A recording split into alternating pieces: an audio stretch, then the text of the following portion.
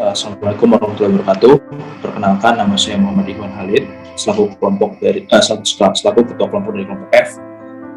Kami akan mempresentasikan terkait dengan proyek kewirausahaan kami yang berjudul Jagung.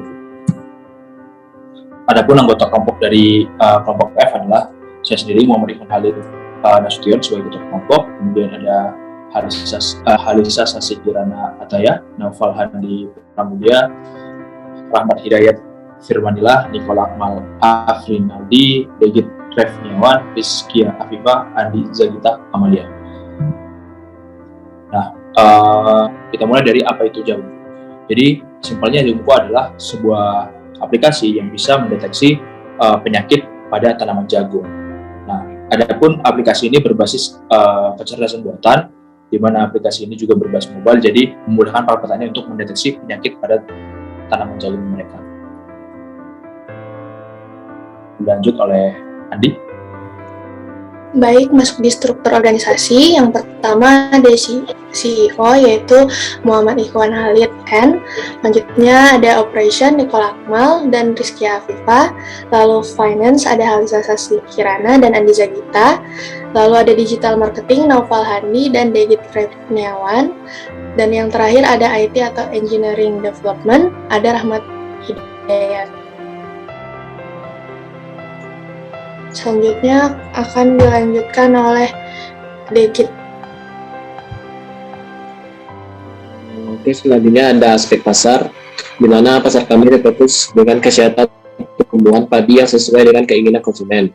Maka dari itu produsen pesaing kami, contohnya seperti web Indocast, dengan jangkauan penjualannya mencakup seluruh penduduk Indonesia yang menggunakan gadget. Permintaan pasar terhadap produk kami akan terus ada sesuai dengan perkembangan teknologi dan gadget. Selanjutnya akan diteruskan oleh Kak Lisa. Oke, selanjutnya ada target pasar.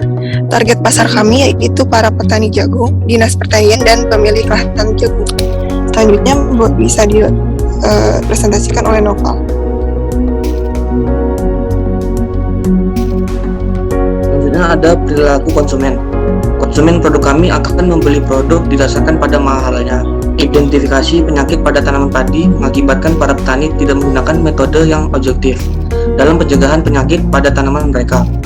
Para petani kita hanya menggunakan feeling pada saat melakukan pengobatan pada tanaman mereka.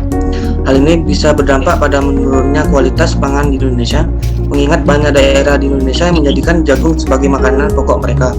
Sebagai contoh, Madura, Sulawesi Tenggara, dan sebagainya. Selanjutnya akan dilanjut oleh Rahmat.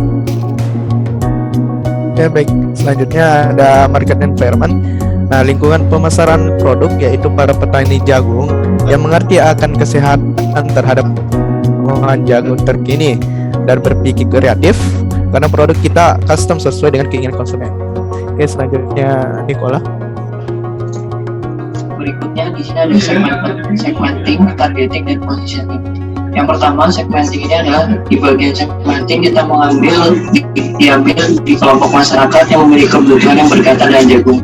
Kemudian targeting, di sini di bagian targeting kita lebih menargetkan ke para petani jagung maupun pemilik lahan jagungnya. Kemudian yang ketiga, positioning, sebagai teknologi company. Kami memposisikan diri kami sebagai perusahaan pertama agrikultur pertama yang berbasis AI untuk identifikasi penyakit pada tanaman jagung. Market kami spesifik karena kami fokus pada tanaman jagung dengan skala potensinya. Berikutnya dilanjut oleh Bang Iqbal. Baik, untuk permintaan sendiri, jadi fokus pasar kami adalah pasar dalam negeri, sehingga permintaan mencakup daerah di seluruh Indonesia dengan demand permintaan 200 barang per hari atau 200 rupiah ekor per hari. Permintaan ini berasal dari konsumen petani jagung yang memiliki keluhan mengenai hama pada jagung mereka, sehingga berpengaruh besar terhadap hasil panen mereka. Dilanjutkan oleh Andi. Baik, untuk penawaran, sejumlah aktivitas yang menjadi kunci keberhasilan dari usaha kami antara lain yang pertama, menyediakan layanan pendeteksian penyakit jagung. Yang kedua, menyediakan layanan penggunaan API. Yang ketiga, terus meningkatkan fitur-fitur yang tersedia pada aplikasi. Selanjutnya akan dilanjutkan oleh Saudara Degit. Baik, selanjutnya untuk harga, dikarenakan usaha kami bersifat teknis, maka modal awal yang digunakan untuk memulai usaha adalah biaya software dan komputasi cloud. Selanjutnya bisa dilanjutkan oleh Kak Felicia. Oke, untuk proses pembuatan aplikasi, pemaparan yang pertama, kami mengumpulkan data berupa citra dari tanaman padi. Data ini digunakan untuk melatih AI yang terintegrasi di aplikasi kami. Setelah data terkumpul, kami lanjut ke tahap data processing, di mana kami memilah data mana saja yang cocok untuk dijadikan sampel yang akan digunakan sebagai data latih untuk model AI. Setelah model AI sudah cukup pintar dalam mengklarifikasikan penyakit pada tanaman jagung, selanjutnya kami akan deploy model AI tersebut ke cloud provider seperti Google Cloud untuk nantinya akan digunakan di aplikasi kami. Proses tersebut bersifat interaktif karena kami ingin terus menjaga keakuratan dari model AI yang kami miliki. Selanjutnya bisa dilanjutkan oleh Noval. Selanjutnya ada cara kerja aplikasi.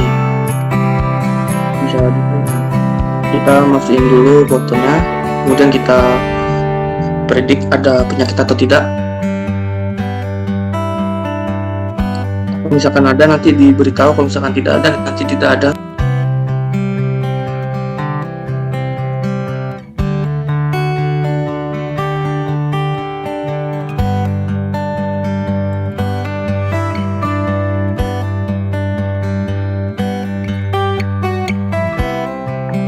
Jadi seperti itu cara kerja aplikasinya. Berikut akan dilanjutkan oleh Nikola, Rahmat maksudnya. Oke, baik, selanjutnya pada aspek keuangan. Yang pertama ada finance strategi.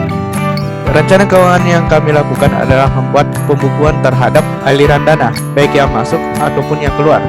Nah, aliran dana tersebut dibukukan atau dihitung pada tiap bulan.